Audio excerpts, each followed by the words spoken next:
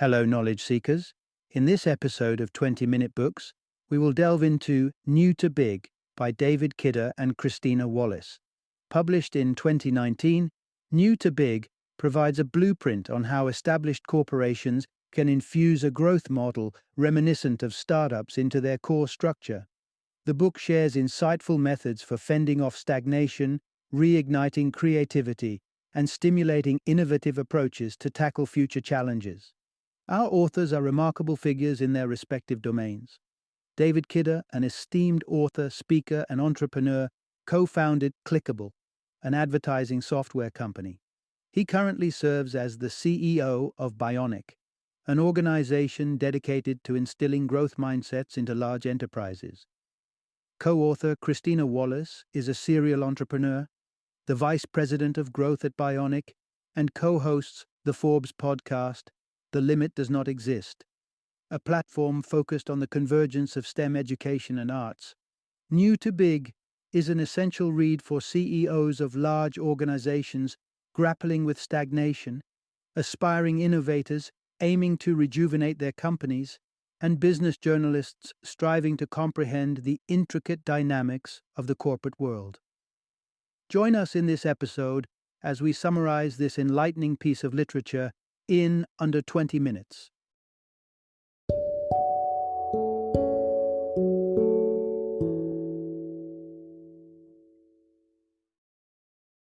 New to Big: How Companies Can Create Like Entrepreneurs, Invest Like VCs, and Install a Permanent Operating System for Growth. Introduction. Unlock your business potential. Innovate like a startup. Imagine this scenario. You're the leader of a prosperous business that has held a strong reputation for years. Your brand name has been a beacon for customer loyalty. Suddenly, the winds of the market change. Competitors are nipping at your heels, and the threat of an audacious new player upstaging your entire product line is a harsh reality. So, what's your move? You could sit it out, hoping to stumble upon a fresh market niche. But realistically, radical action is what's called for. No more idly floating. It's time to dive in and swim against the tide. In our discussion ahead, we'll delve into how large, established companies can cultivate a sustainable growth mindset at the core of their operations, mirroring the dynamism and nimbleness of startups. It might be hard to believe, but even age-old organizations that seem set in their ways can discover the vigor and flexibility of fledgling entrepreneurs. In this journey of transformation, you will uncover the point at which cracks began to appear in the edifice of American capitalism, the radical changes Microsoft's new CEO had to bring about in the company, and the riveting tale behind the creation of bubble wrap. Part 1. The Mid-20th Century, the Turning Point for Corporate Practices. Let's rewind the hands of time back to the early beginnings of American capitalism in the late 19th century, the era of Rockefellers and Carnegies, of noble mustaches and sleek top hats. Businesses during this period were steeped in civic responsibility and patriotism, devoted to serving their customers and the country alike. They were single-minded in their purpose, dedicated to providing quality products, be it a robust whiskey or a reliable tricycle, and maintained a strong bond with their consumer base. However, the mid-20th century heralded a paradigm shift. By the 1960s, a new focus prevailed among American corporations. They were more invested in amassing wealth than meeting the needs of their customers. Their attentions had shifted from resolving customer issues to ensuring colossal paychecks for corporate executives. Economist John Kenneth Galbraith depicted this predicament in his book, The New Industrial State, accusing big corporations of prioritizing monstrous profits over societal progress. In counterpoint to Galbraith's views, two economists, Michael C. Jensen and William H. Meckling, published a pivotal paper titled Theory of the Firm, Managerial Behavior, Agency Costs and Ownership Structure. They agreed that American capitalism had strayed off course but proposed a different solution. Instead of urging companies to enhance customer service, they advocated prioritizing shareholders. With the late 1960s business downturn, shareholders had slid down the priority list and their dissatisfaction threatened economic stability. Consequently, many businesses heeded Jensen and Meckling's advice, choosing to prioritize shareholders above all else. This shift towards shareholder satisfaction marked a disconnect between businesses and their consumer or public obligations. Many companies became increasingly preoccupied with placating shareholders, abandoning any activities that didn't inflate stock prices. As a result, the focus shifted from investing capital in innovative products like a cutting-edge car or a trendy clothing line to cost-cutting strategies. Businesses endeavored to ramp up efficiency, subsequently improving their appeal to shareholders. Consider this fitting metaphor. A mother bird neglects her own chicks to feed an oversized cuckoo chick in her nest. As the cuckoo continues to grow, her own offspring are forgotten. Similarly, businesses, once dedicated to serving their customers and expanding their ventures, became fixated on attending to their shareholders. Consequently, their innovative drive waned and growth came to a grinding halt. Part 2. The dynamism of startups, a fresh approach to business. Consider the great white shark. If it ceases to swim, oxygen stops passing through its gills, causing it to sink and perish. This principle is eerily similar to the fate of big businesses when they halt innovation. Complacency either leads to a slow descent into obsolescence or a swift downfall. However, modern startups recognize this peril and foster a markedly different mindset compared to their established counterparts. Shunning the shareholder-first approach of traditional businesses, startups aim to address consumer issues with innovative solutions. Their objective is to pinpoint the pain points, or friction points, that plague consumers. Take, for instance, the social media behemoth Facebook. In its early days, nestled in Mark Zuckerberg's dorm room, he identified a global pain point. He understood that countless people would appreciate a platform to connect with loved ones, share photos, and exchange stories from around the world. The rest, as we know, is history. Facebook evolved into one of the world's most successful enterprises. Consider another example. Deliveroo, the food delivery service. Their pain point, a dearth of delivery options for restaurant-quality meals. Deliveroo's founder, Will Shu, stumbled upon this pain point during his late-night stints at Morgan Stanley's London office. Rather than settling for incremental adjustments, startups espouse a culture of innovation geared towards long-term growth.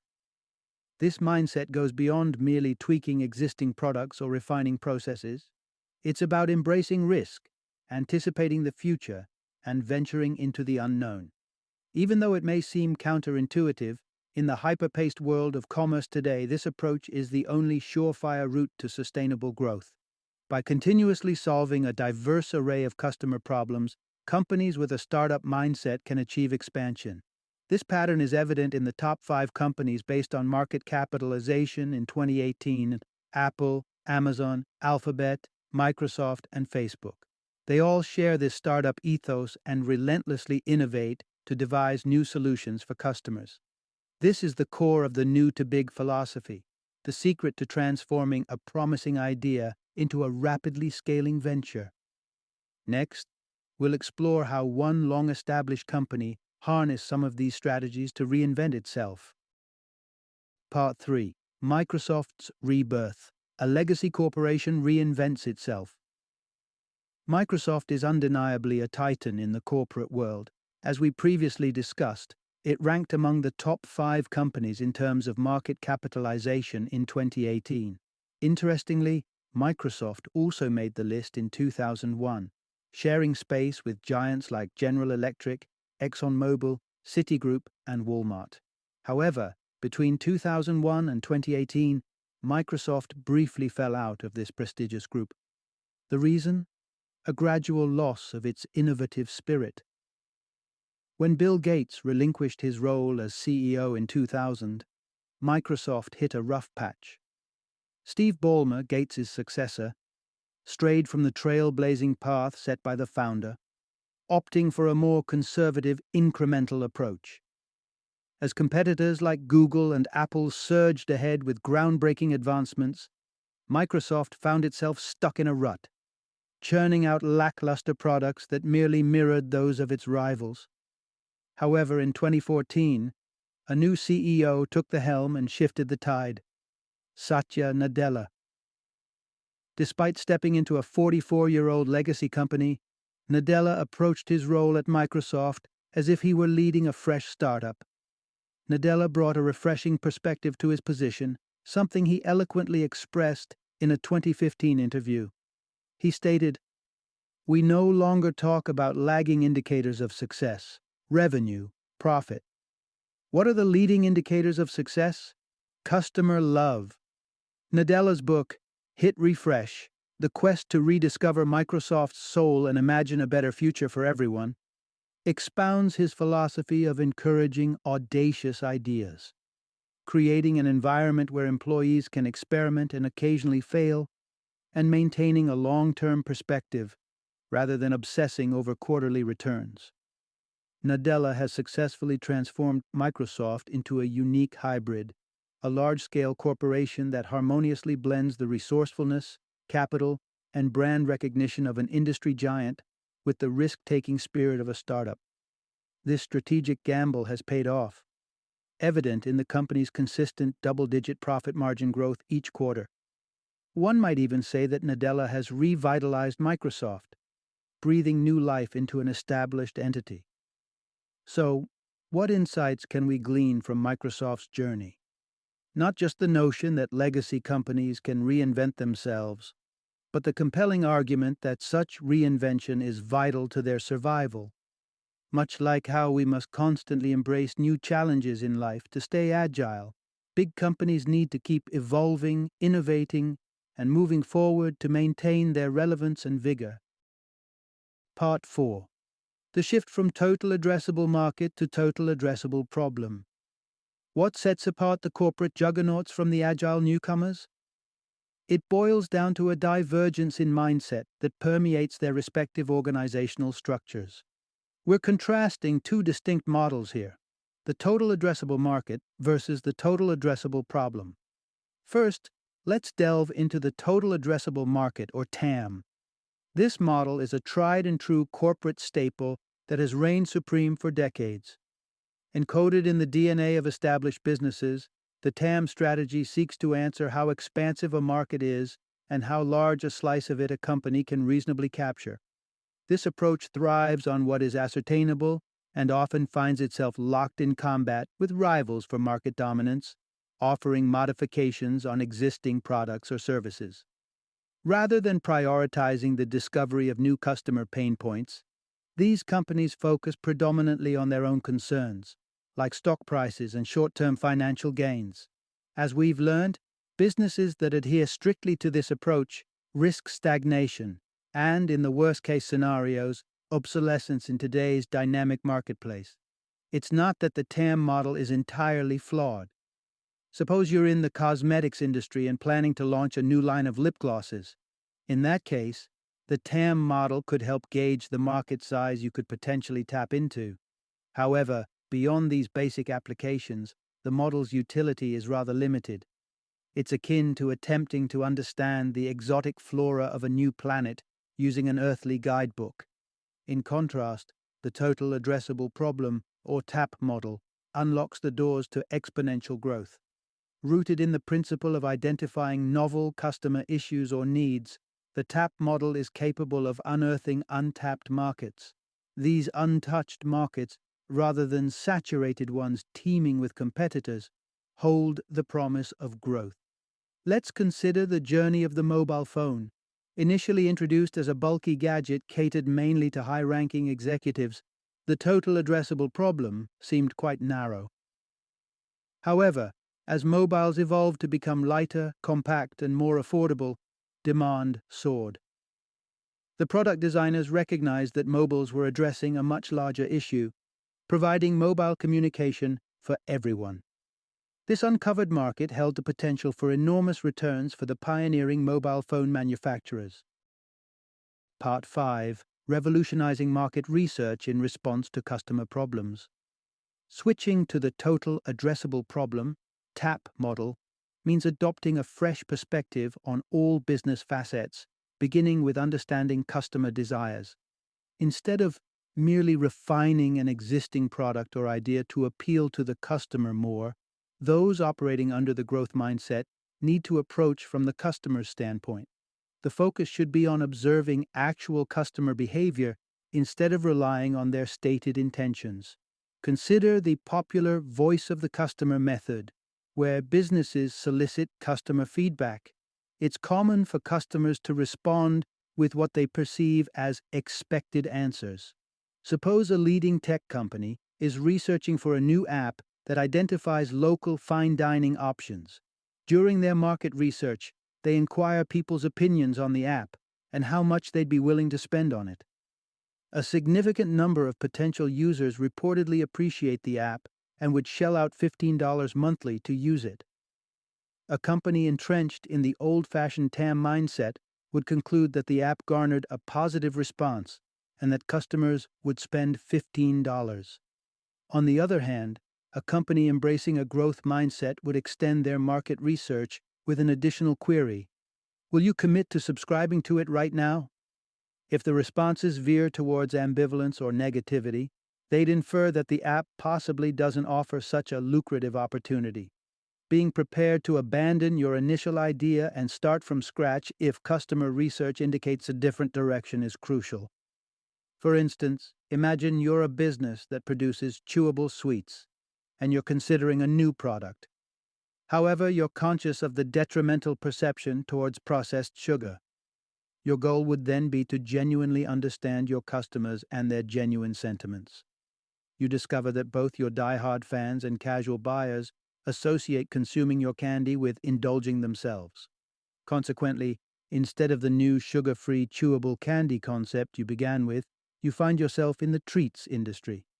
Now, instead of crafting chewable candy, you can explore other means by which people enjoy pampering themselves, such as carob treats, cosmetics, or lush houseplants. The takeaway here is the necessity to evolve from the rigid focus group researchers of the past into dynamic, adaptable observers. Part 6. Embracing the beauty of productive failures is key for real innovators and growth leaders. Every email dispatched by venture capitalist Esther Dyson carries a unique footer: always make new mistakes. Intriguing, isn't it? Let's delve into what this could imply.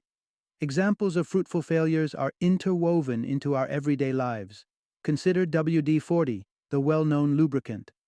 Ever wondered why the number 40 inches follows WD, an abbreviation for water displacement? The creators underwent 40 trials before they finally nailed the formula. Or take bubble wrap, initially visualized as a chic textured wallpaper for the future. The idea crashed and burned, destined for oblivion, until IBM decided to use it to cushion computer parts during transportation. Unfortunately, the fear of admitting mistakes is deeply ingrained in the executive culture, to its own disadvantage. Established firms detest failure. It's not in their nature to embrace it. Their leadership is typically constituted of fierce competitors who take pride in their triumphs. The priceless learning opportunities that failures bring are alien to them. This fear of failure trickles down, influencing all the company's employees who would rather walk on eggshells around the leadership than express their doubts about the company's trajectory.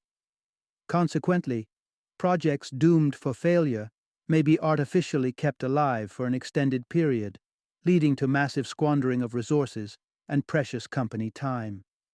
Thus, promoting productive failure is vital. If you're a large corporation aspiring to foster a climate where employees are free to experiment and fail interestingly, you need to establish an environment where it's acceptable to make mistakes. This entails permitting multiple small, quick, and affordable failures from which innovators can derive valuable lessons. It also requires encouraging leaders to abandon doomed projects and endorsing a culture where subordinates feel comfortable challenging their superiors with the truth. Failure is inherently intertwined with innovation. In the following section, we'll explore how companies can craft a structure that integrates this innovative spirit. Part 7. Building the perfect team is the first step to implementing the new to big philosophy. As a business leader, if you're planning to transition from the traditional TAM mindset to the dynamic TAP approach, your first step is to assemble an exceptional team. Odds are, your organization already houses the necessary talent. However, those who've climbed up the corporate ladder may not be the most suitable for the task of spearheading innovative entrepreneurship. These high flyers are typically conditioned to operate within the confines of established company norms, a system that is characteristically cautious and prefers incremental changes. Instead, you should be scouting for the mavericks, the independent thinkers, the individuals who dance to their own beat. These unique personalities, often overlooked during promotions due to their nonconformist nature, could be the precise catalysts your innovation agenda needs. There are certain qualities to seek in your potential recruits. Adaptability tops the list. They should be quick on their feet, capable of formulating new strategies when conventional methods fall flat. For instance, they should be able to seamlessly shift gears if a project's journey deviates significantly from the initial path, just like the candy company that discarded its original idea and delved into marketing treats. Curiosity is another vital trait, an innate ability to connect the dots across disparate sources and trends, piecing together innovative business concepts. They should also exhibit humility, a critical attribute for fostering collaborative innovation. The goal here isn't promoting individual glory, it's about channeling collective strengths to achieve shared success. Lastly, an absolute passion for experimentation is non-negotiable. The ideal candidate should demonstrate an insatiable appetite for experimentation, embodying the spirit of a mad scientist, hell-bent on decoding the mysterious labyrinth of innovation. In the final part of this segment, we'll examine how you can secure the funds for these exciting ventures without jeopardizing the company's financial stability. Part 8. Investing in new ideas demands a fine balance between calculated risk and dynamism. The lottery can't be won without buying a ticket. While this saying applies to many aspects of life, it becomes far more nuanced when it comes to investing in new business ventures. The essence of risk remains, but it is how you handle this risk that can boost your chances of success. Companies must ease the process of securing approval for investing in novel ideas. It's a common misconception that risk-taking is confined to groundbreaking startups. In reality, it's often a Herculean task to get the green light for innovative ideas within established companies, which are typically set in their ways and more focused on improving existing models. One hurdle is the rigid annual budgeting cycle, which can make the funding process exceedingly bureaucratic and burdensome, causing many budding ideas to perish before they even reach the senior leadership's ears. A practical solution to channel funding to new projects is to set up a growth board. This small team of top-level executives is tasked with rapidly evaluating the potential of fresh ideas, allocating the necessary resources, and tracking the progress of each initiative. Unlike the traditional approach of pumping substantial funds into a project at the get-go, the Growth Board operates on a stepwise investment model. They infuse smaller sums at the project's inception, and as it evolves, the funding can be scaled up proportionately based on its success. This progressive approach mimics the very survival instinct that drives startups, a palpable sense of competitiveness and urgency. Crucially, it provides an effective mechanism for minimizing risk. The Growth Board can quickly halt funding if a project begins to falter, thereby nipping potential disasters in the bud. Given the high risk of failure associated with new business ideas, the smart strategy is to spread your bets. The Growth Board model enables companies to juggle multiple projects simultaneously. Just like the stock market, a majority of fresh business concepts may not prove profitable. They can serve as interesting lessons, but not viable enterprises. However, by supporting a diversified portfolio of ideas, companies increase their odds of hitting upon a truly disruptive idea, akin to Uber or Airbnb. Adopting this approach of consistent risk-taking and innovation termed the always-on mindset, can yield astonishing outcomes. Final summary. Here's what we've learned. For established companies to continue growing, they need to embody the agility and adaptability typical of startups, or else they risk stagnation or irrelevance. Their path to growth lies in addressing customer pain points with innovative solutions, which can only be achieved by paying close attention to market trends and customer feedback. To integrate this growth-centric model into a sizable organization, it's essential to onboard a team of nonconformist innovators who are willing to challenge the status quo.